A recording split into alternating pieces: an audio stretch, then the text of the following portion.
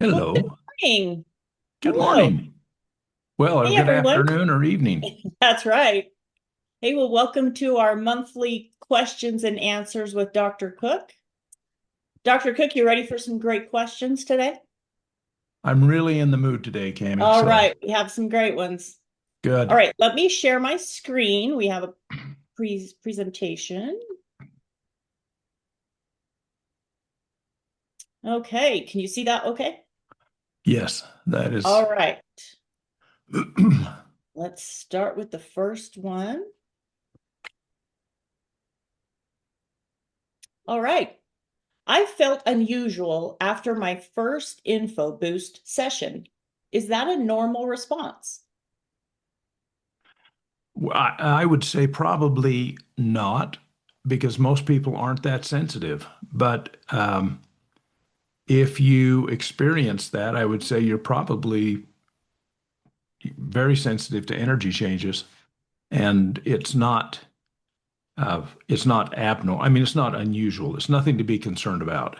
But I would say most people don't experience that. Okay. I don't know if that answered the question, but I hope so. Yeah. Why does the web app ask for personal information like date of birth and gender? The main reason is as we build additional info boosts, there are times when they will be gender specific or age specific. And so having that information allows the program to filter for those requirements. Okay. If I stop an info boost before it finishes, will that affect the results? Um, yes and no. I mean, remember, an info boost is information. And so what you're doing is you are exposing yourself to information. And if you terminate the exposure to the information, will it have any effect? And the answer is probably, but is if the question is, will that have an adverse effect? I don't think so. You may you may not get the full result or benefit that you would get if you let it run full term. But, there are times when you want to turn it off and do something different, and it's Mhm. perfectly okay to do that. So, again, I think this probably does have an effect, but it's nothing to be concerned about. Okay. How soon after starting an info boost should I expect to notice a change? That really depends on you. Um, when I turn on a in particularly a CERT, I will feel a shift within 10 or 15 seconds. That's pretty typical. Um, if you are if you're saying, okay, I want this info boost to accomplish this for me or help me accomplish this, and you turn it on, I wouldn't expect that you accomplish it instantaneously. An example that comes to mind is when you do acupuncture on someone, uh, it's not when you put the needle in, you don't get an immediate response. But as you put the needles in and a patient is laying on a table and maybe 10 minutes later, they'll feel an energy shift. They'll feel, oh my gosh, I just felt some energy move in this part of my body. And then a minute or so later, they may feel it move somewhere else. So even something like acupuncture, where you would kind of think, all right, if I push the needle in, that's kind of like flipping the switch, and I would expect an immediate, the lights come on, Right. but it doesn't work that way. Sometimes it takes time. I expect an info boost is like that. So you activate an info boost, and it may be a day or two, or, before you see a result, or before you have an epiphany that's like, oh, there's the solution, or here's this thought that comes to your mind that puts you in the right direction. So, Okay. So it can be immediate and it can take it for a little while. Hmm. Limbic Arc is working well for me, but some values stay above 90%. Am I doing something wrong? No, not at all. What those percentages mean is it's just a percentage based on a sort. So we take the entire library and we take your Spark, run it through this, attach that to the scanning algorithm, and the algorithm sorts the library. So every time you do a CERT or a SparkScan, I mean, you should have things in the 90s. That's just normal.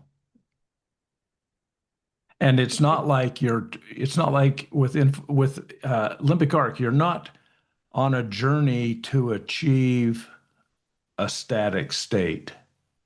You're on a journey to improve the quality of life, and that requires constant course correction and adaptation and adjusting. That was a hard word for me to say, Cami. Adaptation. I was You trying did to say great. both. Tried to say both words at the same time. Um, anyway, so the value, the 99% that you see here, or the above 90%, that's just the percentage based on the sort. It has nothing to do with how close are you to achieving your goal. Okay. All right, this is a good one. Which info boosts are recommended for helping with black mold since it is not listed in the boost ingredients? Uh, the yeah, this is a good question. Mm-hmm. The thing to remember is the info boost will impact you. And so let's say, that Connie is living in a home and she's got some black mold and she wants to get rid of the black mold. And so she turns on an info boost to help with that. Well, what the info boost is going to do is it will have a field effect on Connie and it won't kill the black mold. I mean, that's not how an info boost works. Now, when Connie's field is affected by the info boost, she may, first of all, her symptoms may be relieved, or she may have some good ideas of how to get rid of the black mold. Or it may be that people will come into her life or circumstances will change and the black mold will be able to be addressed. So those are the kinds of expectations I would have with an info boost. So, so how do what do I do? Which info boosts are recommended? I would do a custom based on the symptoms that you're experiencing. Or so, for example, you might say, my thinking is foggy. I just have a foggy brain. So you do an info boost to help you with the foggy brain.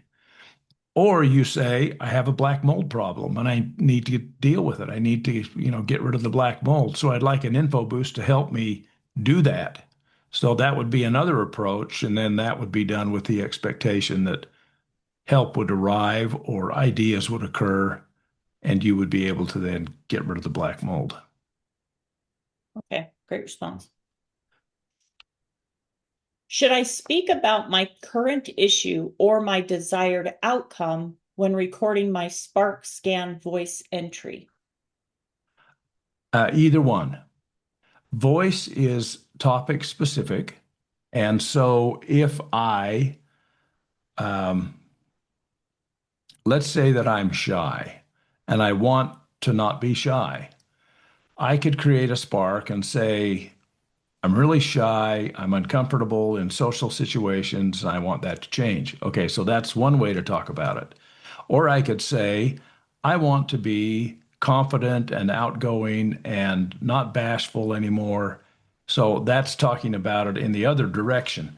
The voice energy is going to be uh, good either way because I'm staying on topic, and that's the topic of changing the shyness in this case. Yeah. So it doesn't matter if you speak positive or negative. It doesn't matter if you speak present tense or future tense, as long as you stay on topic. Okay. Could reliance on Limbic Arc cause anxiety or panic during an internet outage when InfoBoost or CERTs are unavailable? I doubt it. It's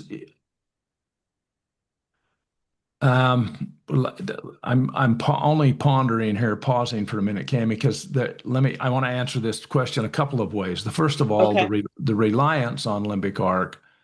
Um, I've never had any experience, or I've never heard of anybody who's become addicted to Limbic Arc. That's like saying, I've got a book that I just can't put down. I have to carry it with me all the time. Remember, what we deal with is information. We're not dealing with chemistry. We're not dealing with things that alter your physiology in a chemical way. And so the probability of getting any kind of an unnatural or an unhealthy reliance is almost impossible. Mm-hmm. But if you turn on an InfoBoost, so you've activated an InfoBoost and it's running, and you have an internet out, or you lose, your phone, that doesn't matter because once you've activated the InfoBoost, the information is placed into your field, and the connection isn't with your phone or your internet. The connection is a quantum connection that exists between the database, which exists on servers around the world, and you and your field. And so if I go someplace where there is no signal and there is no access, I still get that information because that quantum field effect remains intact, and it's a phenomenon that is beyond the internet. We just use the internet to activate and select, but we don't use it once it's turned on. Okay. That was a good one and good response. Interesting. What should I do if a boost ingredient from my SparkScan is something I'm allergic to? Good question. Remember, the information in an InfoBoost is not equivalent to the chemical item that information is linked to. So, first of all, I don't think you have to be overly concerned about uh, the equivalency of an allergen and its presence in an InfoBoost. However, I always like to err on the side of caution. And if I see something in an InfoBoost that I'm suspect of, like something, oh, I know I'm allergic to that. I wonder if I ought to turn it off. Well, then turn it off because uh, that way you won't have to worry about, oh, am I creating an adverse reaction here, or the possibility for an adverse reaction. So again, I don't think this is something I would worry about, but I would also not hesitate to take off of my InfoBoost or deselect an Yeah, item that's good advice. in the Mhm. library that I may have any kind of concern about. Okay. What are the gender specific info boosts intended for, and who benefits from using them? Well, if you go in and look at the ingredients in these, so we've got them showing here on the screen, the 5-element female, 5-element male, and hers and his. If you look at the ingredients in each of those info boosts, you're going to see common ingredients between them. But you're also going to see things that are specific to the hers and, the female ones, and others that are specific to the male. That the only difference between them, well, an info boost, a preset info boost, is just a collection of items that have a known impact in a certain area. And so we put those into the InfoBoost and label it, what area. So we Right. know that things in the five element female are things that commonly help females. Now, a lot of those commonly help males too, but that's going to be the same. But when you get to the males, the male stuff has things that are more specific to males. So Yeah. um, again, it's not if I as a male turned on the five element female, it's not going to turn me into a female. Uh, so you don't have to be worried that way. But if I want more specific help in terms of being a male, I would then go to the five element female. I mean, male. Male. Yeah. Yeah. Okay. How do I respond when someone is concerned about giving the web app access to their personal energy? Um, an info boost does not destroy agency. If you watch a movie, that movie isn't going to be life-changing if you don't want it to be. If you read a book, it doesn't have to be life-changing unless you choose to make it so. If you hear a rousing talk, uh, you don't have to implement what you've heard, even though it's been rousing to hear. And the info boost is the same. It's information that will then be introduced to you through the field effect, but it doesn't mean that you can't choose a different path if you want to. Let me give you an example. Let's say that Ray turns on an info boost, and let's go back to the black mold problem. Let's say he has black mold, and so he turns on an info boost, and his desire is to resolve the black mold. So he talks about that. And when he turns on the black mold, 3 or 4 days later, a guy knocks on the door and says, "Hey, I'm in the neighborhood, and we specialize in mold, and I understand there's some mold in the neighborhood, and wondered if you have a problem and we could help you with it." Well, Ray can say, "No, thanks," or he can say, "Well, how much is it?" And the guy says, "Well, it's a lot of money," and Ray says, "I'm sorry, I don't have a lot of money." So he can choose not to accept whatever comes his way to solve the problem, and so that's why having Limbic Arc introduce information into your field is not a violation of your personal integrity or your Mhm. personal space. Yeah, love that example. All right, moving on. I have been running the same info boost for weeks without results. What could I be doing differently? I would change the ingredients. So let's say that Lolita is running sleep because we have that up there, and she's Yeah. just repeatedly run sleep, and she's still suffering from insomnia. Then I would go in and change the selection of items in the info boost. I wouldn't just turn the whole info boost on every time.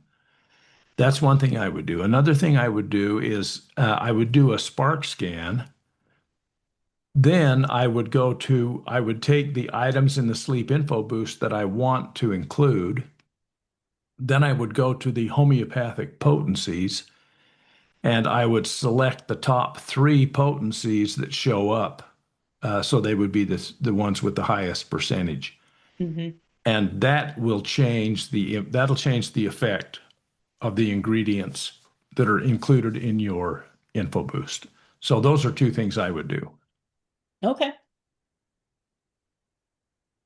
Is it better to create one custom info boost with high percentages or use predefined info boosts with lower percentages? Um, I don't know that better or worse is the way I Okay. would characterize that. They're just different. Um,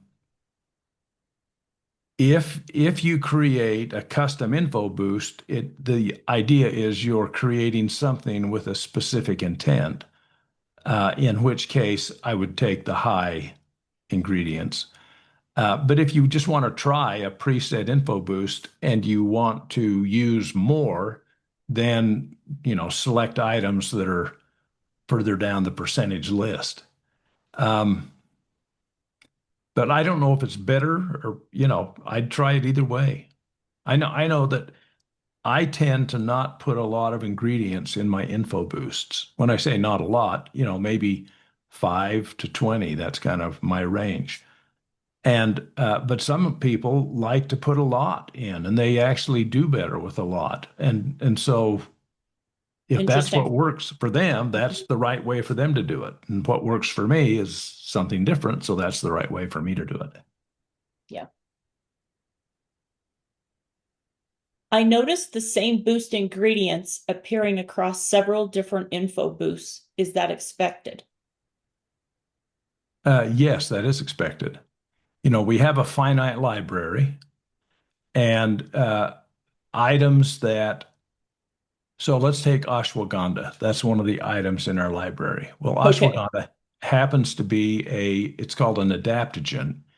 And what that means is it's an herb that has a broad effect. And so it's used for all kinds of conditions.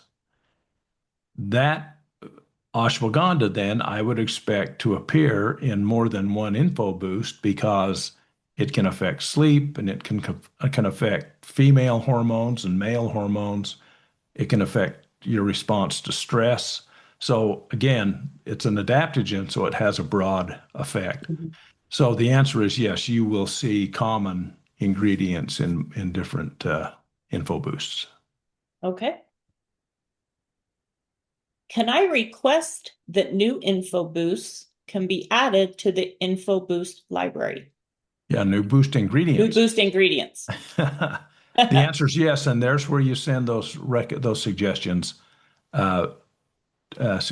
at limbicarc.com. And I should mention, Cami, that we are um, building this new research piece that's going to be part of part of Limbic Arc. Yeah. And with that research participation comes a much expanded library. So you'll have a lot more things available to you than we do today. Yeah, that's exciting. Well, that's the Whoa, last that was question it. for today. Yeah. All right. I So, wasn't so long-winded, was I? but great job. We had some great questions today, ones that come up on a frequent basis. Yeah. Well, It's thank you for good. joining us. And if you have questions for next month, send those to right there on the slide, Ask Dr. Cook at limbicarc.com, and we will do our best to address them. So, Thanks, everyone, thank and you. we'll see you soon. Yeah.